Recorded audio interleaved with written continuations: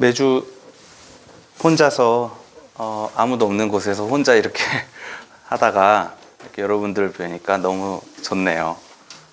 여러분도 화면으로만 보다가 직접 뵈니까 좋죠? 근데 표정을 알 수가 없네요. 좋은지. 마스크를 쓰고 계셔서. 네. 눈으로라도 웃음을 보여주시면 감사하겠습니다. 몇 년 전 민중신학회에서 한 젊은 민중신학자의 발표가 있었습니다. 그 발표는 현장을 잃어버린 신학에 대한 비판이었습니다. 민중신학마저도 하나의 담론이 되어버렸다는 것이죠. 박사도 아니고 유학도 다녀오지 않은 그의 발표는 학문적으로 부족했을지는 몰라도 한 젊은 민중신학자의 야무진 도전이었다고 기억합니다. 그곳에 있었던 신학자들은 그를 지적하기도 하고 불편함을 드러내기도 했습니다. 하지만 90에 가까운 한 민중신학자는 오히려 반성을 드러내 주었습니다. 분위기는 조용해졌고 저는 그때 진정한 권위를 느꼈던 것 같습니다. 이런 비슷한 일이 세민족교에서도 있었던 것 같습니다. 혹시 김경재 목사님께서 설교하신 거 기억나십니까? 그때 소개하실 때 내가 황푸아 전도사랑 같이 공부했수다 이렇게. 뭘 저랑 같이 뭘 공부해요? 제가 제 스승의 스승인데 제가 막 한자라도 배우려고 들어갔는데 같이 이렇게 공부해 주었다라는 그분의 말씀에 권위가 느껴지는 것 같다. 네, 종교개혁주일 오늘은 권위에 대해서 이야기해보고자 합니다. 저는 예나 지금이나 권위가 있는 사람이 되고 싶었습니다. 그러기 위해 공부도 했고 학위도 얻었으며 안수도 받았습니다. 그러나 아직 젊어서 권위가 막 있어 보이질 않죠? 이 옷을 입으면 권위가 있어 보일까? 거울을 보며 생각하기도 합니다. 사실 어떤 옷을 입든 간에 나의 권위는 제가 어떤 생각을 갖고 어떤 말을 하고 어떤 행동을 하는지에 따라 세워지기도 하고 무너지기도 할 것입니다. 모세는 120세의 삶을 마감합니다. 참 파란만장한 삶이었습니다. 모세의 인생을 40년씩 3개의 기간으로 나눌 수가 있는데요. 처음 40년은 이집트의 왕자로 지낸 시절입니다. 꽤 좋았겠죠? 그러나 40살, 40살에 모세는 히브리 사람이 이집트 사람에게 매를 맞는 걸 보고 그 이집트 사람을 죽이죠. 그래서 이집트를 홀로 탈출합니다. 그리고 중간 40년은 이제 홀로 탈출한 모세가 미디안에서 가정을 꾸리고 행복한 삶을 사는 또 기간입니다. 물론 이 전에 40년 동안 봐왔던 동포의 비명은 잊은 채 말이죠. 그러다가 모세는 80살에 호렙산에서 하나님을 만난 뒤에 다시 이집트로 돌아가게 됩니다. 그리고 마지막 40년은 광야 생활입니다. 이집트에서 노예들을 데리고 나왔지만 광야에서 기나긴 40년을 보내야 했습니다. 광야에서 모세는 권위 있는 지도자였습니다. 모세가 광야에서 한 일은 하나님의 말씀이라는 권위로 그들이 살아갈 법을 세운 것입니다. 그리고 이제 120세, 이제는 그 긴 여정 끝에 새로운 땅으로 들어갈 일만 남았습니다. 모세는 얼마나 기대했을까요? 이 순간을 위해서 120년을 달려온 것 아니겠습니까? 하지만 모세는 안타깝게도 저희와 함께 갈 수 없습니다. 새로운 땅을 볼 수는 있지만 들어가지는 못합니다. 모세는 이제 그 권위를 내려놓고 마무리를 지어야 합니다. 새로운 시작 앞에 선 이스라엘. 그들에게 저 떠오르는 태양은 새벽이었지만 그 태양은 모세에게는 황혼이었습니다. 모세와 같은 예언자는 없었다. 그는 참으로 하나님과 대면한 사람이었다. 모세와 같이 백성들 앞에서 큰 권능을 보이면서 놀라운 일을 한 사람은 없었다. 사람들은 모세를 이렇게 기억했습니다. 모세는 내려놓아야 할 때 내려놓아서 권위를 더욱 얻게 된 사람입니다. 이방인의 사도 바울은 데살로니가 교회 사람들의 스승이자 사도입니다. 하지만 바울은 사도로서 그 권위를 스스로 주장하지 않았습니다. 그리스도론의 권위자라고 그 권위를 내세우지도 않았습니다. 그저 어머니가 자녀를 돌보듯 유순하게 대했습니다. 부드럽고 순하게 대했다는 것이죠. 황예지 교우의 예자가 유순할 예입니다. TMI였습니다. 바울의 권위는 이 유순한 태도에서 나옵니다. 진짜 고수는 화를 낼 줄 아는 사람보다 혹은 스스로 권위를 주장하는 사람보다 모든 사람들을 존중으로 대하는 유순한 사람입니다. 오늘 복음서에서는 또 바리새인들과 예수의 논쟁 사화가 이어집니다. 예수께서 바리새인들에게 먼저 묻습니다. 그리스도는 누구의 자손입니까? 바리새인들은 대답합니다. 다윗의 자손입니다. 다윗 왕이죠. 이스라엘 사람들에게 전설적인 왕이에요. 그리고 다윗의 자손, 즉 유다 지파에서 그리스도가 나온다. 우리를 구원해 줄 그리스도가 나올 것이다 라는 예언이 있었습니다. 그렇기 때문에 바리새인들은 그리스도를 다윗의 자손이라고 대답한 것입니다.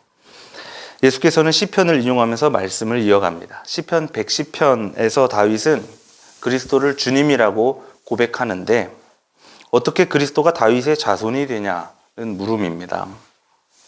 사람들은 한마디도 하지 못했습니다. 나사렛 출신 예수가 사람들에게 하나님을 가르치고 다녔습니다. 그런데 그 가르침이 참으로 놀라워서 가난한 사람들의 마음에 불을 지폈습니다. 공식적으로 하나님을 가르칠 자격이 있었던 제사장이나 율법 교사와 같은 사람들은 예수를 신경 쓰기 시작했습니다. 그래서 바리새인들이 예수에게 그 권위를 물은 것이죠. 너는 누구 제자냐? 너 누구한테 배웠어? 너 어디 학교 나왔어? 너 어느 집안 사람이길래 이런 가르침을 설파하고 다니냐? 가난한 나사렛 출신 건설 노동자 집안에서 태어난 예수에게 사실 하나님을 가르칠 권위는 없습니다. 하지만 예수는 이런 의심을 받을 때마다 가장 큰 권위를 꺼내듭니다. 그것은 바로 하나님입니다. 다윗 왕의 주님이신 하나님, 모세의 주님이고 엘리야의 주님, 모든 이스라엘의 전통을 뛰어넘는 주님이신 그 하나님. 그러니까 노동자의 아들 예수의 권위라는 것은 세상 모든 권위들을 깨뜨리는 망치와도 같은 것입니다. 진정한 권위는 거짓 권위들을 깨트림으로 하나님의 권위가 드러날 때 나오는 것입니다. 종교개혁, 저항이라는 뜻의 프로테스탄트 교회가 표방하는 가치입니다. 리포메이션이라고 하죠. 리폼한다고. 고쳐 쓴다는 뜻입니다. 덕분에 많은 것들이 깨졌습니다. 라틴어 성경이 깨졌습니다. 중세시대에는 라틴어 성경만 허용했기 때문에 라틴어를 모르는 민중들은 이 성경을 읽을 수가 없었죠. 그러니까 사제들의 가르침 혹은 교회의 말들에 의존할 수밖에 없었습니다. 그러나 용기 있는 몇몇 사람들이 이 성경을 영어, 프랑스어, 독일어로 번역을 했습니다. 그래서 우리에게도 이렇게 한글로 된 성경이 있죠. 그러나 잘 안 읽죠. 네. 성만찬의 규칙도 깨졌습니다. 당시 중세교회에서는 성찬 포도주는 사제들만 마셨습니다.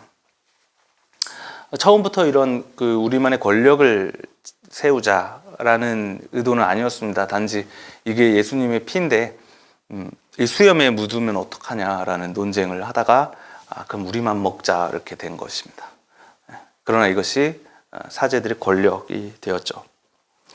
그래서 용기 있는 몇몇 사람들은 성만찬의 포도주를 회중에게 나누어 주었습니다. 얀 후스라는 프라하 종교개혁자는 교회 밖으로 그 성찬 포도주와 빵을 가지고 나가서 프라하 거리에서 고통받고 있는 성매매 여성들과 함께 나누기도 했습니다. 제도도 깨졌습니다. 종교개혁자들은 만인 제사장설을 주장하면서 장로교회를 만들었습니다.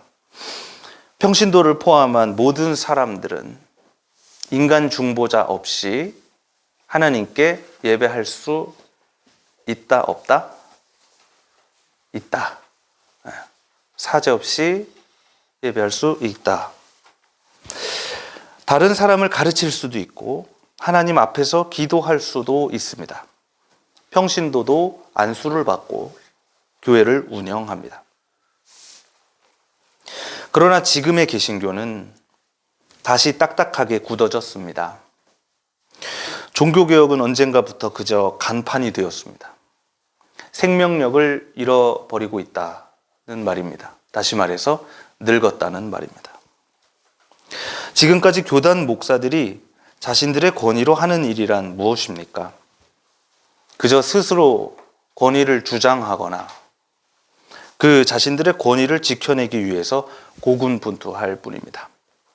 그리고 그들이 뽑아든 무기는 사랑과 평화가 아니라 혐오와 배제입니다. 그러나 결국 시대와 의식의 발전을 따라가지 못하는 목사들은 결국 고립되고 그 권위가 껍데기였다는 것이 온 세상에 드러날 것입니다. 개혁을 자처하고 있는 진보적인 세력도 예외는 아닙니다. 저는 지금 에큐메니칼 선배들이 걸어가신 길 위에 서 있습니다. 그래서 굉장히 존경할 만하고 감사한 일입니다. 그러나 감히 한 가지 평을 얹자면 평신도를 놓쳤다는 것입니다. 이 설교 강단이 저의 것입니까? 저는 그렇게 생각하지 않습니다. 이 설교 강단이 저의 것이 아니듯, 교회가 목사의 것이 아니듯, 종교개혁 또한 목사들만의 일이 아닙니다. 모세는 여호수아에게 안수하고 권위를 내려놓았습니다. 모세는 아직 기력이 정정했지만 그 새로운 땅에 나도 꼭 들어가게 해달라고 하지 않고 조용히 권위를 내려놓았습니다. 그것을 통해 하나님의 권위가 오히려 드러나게 된 것입니다. 그렇기에 강단의 설교권을 평신도와 나누는 일은 하나님의 권위를 드러내는 일입니다. 물론 설교를 준비하는 사람은 누구든 간에, 평신도든 간에, 목사든 간에 신학과 영성으로 성실히 준비해야겠죠. 스스로를 끝없이 의심하는 신학, 우리의 삶 속에서 하나님을 발견해낼 수 있는 영성, 우리는 이것들을 위해서 노력해야 합니다. 권위는 하교에서 나오는 것이 아니라 그 고민의 깊이에서 나오는 것이기 때문입니다. 11월에 문종철 장로님이 설교하십니다. 설교권과 마찬가지로 축복권을 한 사람이 독점한다면 결국 한 사람의 권위가 드러날 것입니다. 그러나 서로가 서로를 축복하는 공동 축도는 하나님의 권위를 드러내는 일입니다. 세례식과 성만찬을 공동체가 함께 집전하는 일 또한 하나님의 권위를 나타내는 일입니다. 치리권 또한 그러합니다. 우리 교회는 교회위원회 체제로 교회를 운영하고 있습니다. 하지만 조금 더 평등하고 조금 더 부드러운 운영, 부드럽다라는 것은 딱딱하지 않다라는 것이죠. 그런 운영을 위해서, 생명력 있는 운영을 위해서 우리는 더욱더 노력해야 합니다. 그리고 그 개혁을 이루는 방법, 그런 노력이란 누군가의 권위를 내세우며 전진하는 것이 아니라 어머니가 자녀를 돌보듯 서로를 유순하게 대하며 사랑을 드러내는 길이기를 바랍니다. 서로의 권위를 세워주는 교우 여러분, 저는 지금까지 약 30곡이 넘는 노래들을 발표했는데요. 많이 했죠. 예. 그래도 꽤 인정을 받았다고 생각합니다. 생각보다 많은 사람들이 제 음악을 좋아해주고 높게 평가해주는 것 같아서 좀 뿌듯하기도 합니다. 하지만 중요한 건 저를 잘 몰라요. 제가 제 노래보다 유명하지 않습니다. 참 신기하게 됐어요. 스타가 아니라는 말입니다. 아마 저에게 스타성이 없다라고 저는 생각하고 있어요. 어떤 사람은 저에게 황푸아 음악을 추천해 주기도 했습니다.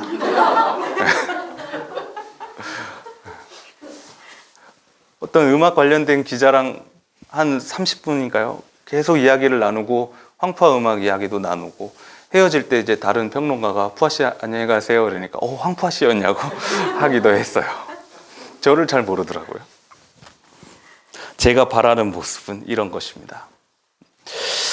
저는 제가 유명해지기 위해서 노래를 만든 것이 아니라 그 노래를 피워내기 위해서, 그 노래가 단지 누군가의 삶 속에서 들려지고 그 노래가 들려지기 위해서 만든 것이기 때문에 별로 아쉽지 않습니다.